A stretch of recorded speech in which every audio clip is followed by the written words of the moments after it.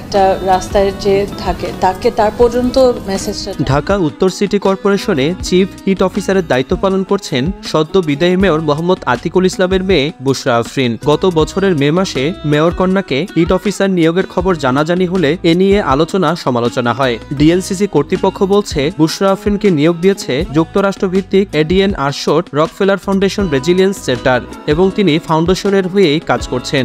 গত 5 আগস্ট গণ অভ্যুত্থানে আওয়ামী লীগ সরকার পতনের পর প্রকাশ্যে দেখা যায়নি মেয়র কন্যা বুশরাকে। চিফ হিট অফিসার হিসেবে তার কর্মকাণ্ড থমকে গেছে।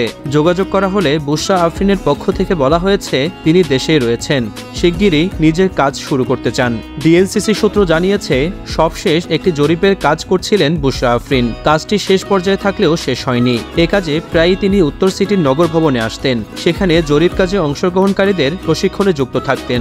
এছাড়া উত্তর সিটিতে পরিবেশ, জলবায়ু ও দুর্যোগ ব্যবস্থাপনা সার্কেল এবং স্বাস্থ্য বিভাগের নানা কর্মকাণ্ডে অংশ নিতেন বুশরা।